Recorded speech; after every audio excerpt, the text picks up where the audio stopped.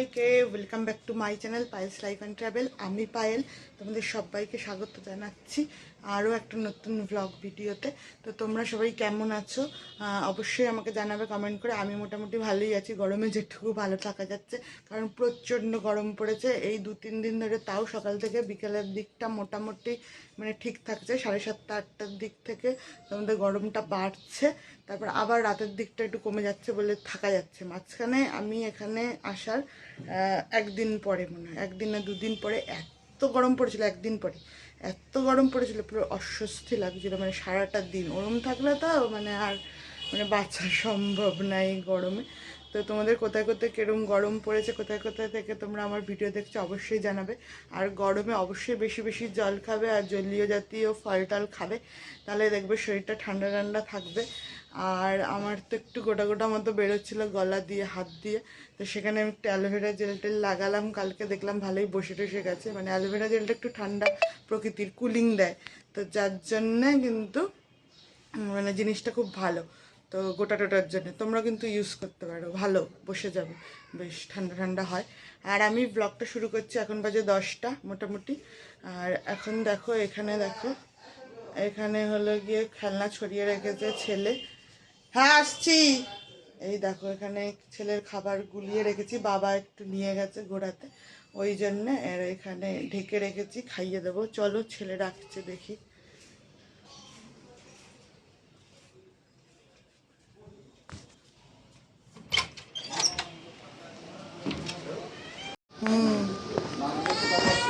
বাবা তুমি কোথায়?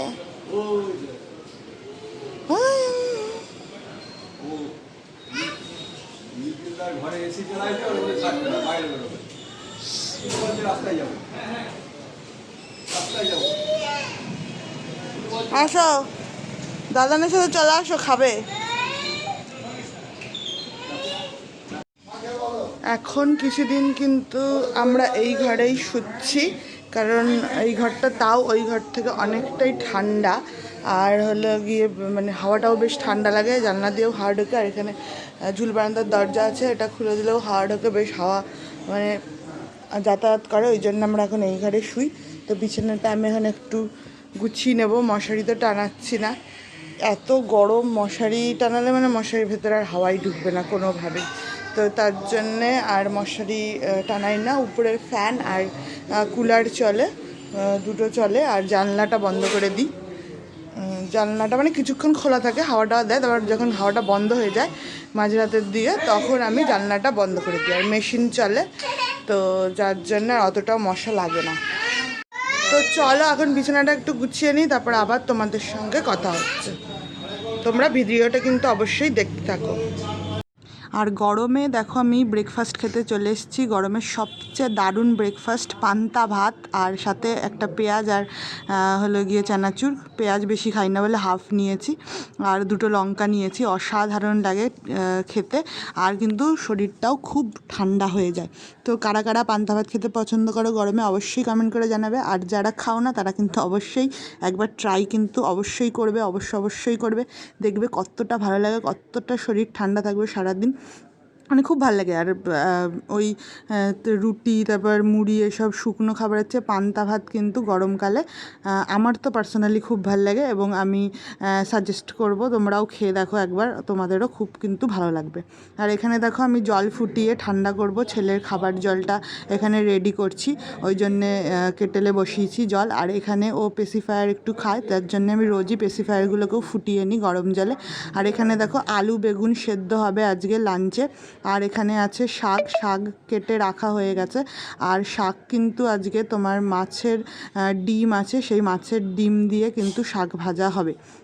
আর ওখানে আলু কাটা হয়ে গেছে, মাছের ঝোল হবে। আর এখানে মা মশলা করছে, দেখতেই পাচ্ছ, আদা বাটছে। আর এখানে দেখো এই যে মাছের ডিম, আর হলো গিয়ে এখানে মাছের মাথা আছে, আর মাছের পিস রয়েছে, মানে গোটা রুই মাছ বাবা কেটে এনেছিল, ওই জন্য গোটাটাই পেয়েছে। আর মাছের ডিমও পেয়েছে, যার জন্যে মা ভাবলো যে শাকটা মাছের ডিম দিয়ে মানে করে নিয়ে আর বাকিটা মাছের ঝোল করে নিলেই হয়ে যাবে। আর এখানে অনেক বাসন জমা হয়ে গেছে সকাল থেকে, তো কিছুক্ষণ পরে আমি সেগুলো মেজে দেবো। আর এখানে ছেলের সে সবজি কাটা হয়ে গেছে, মাছের ঝোল হবে সবজি দিয়ে, আর আমাদের তো আলাদা হয়। আর এখানে চাটনি, গরমে কিন্তু আমের চাটনি বেশ ভালো লাগে খেতে।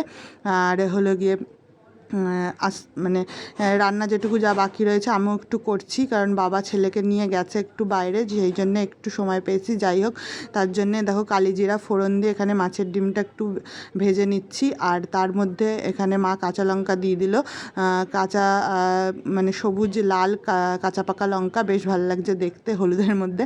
আর তারপর দেখো এখানে আমি শাক দিয়ে দেবো। আর বাসনগুলো দেখছি যেটুকু না রান্না হয়েছে তার থেকে বাসন হয়েছে বেশি, তো ভরে গেছে বেসিনটা, যার জন্যে ওটাও মানে মাজতে হবে। তো এখন শাকটা বসিয়ে দিয়ে লবণ দিয়ে ঢেকে দেবো, তাহলে আস্তে আস্তে হতে থাকবে।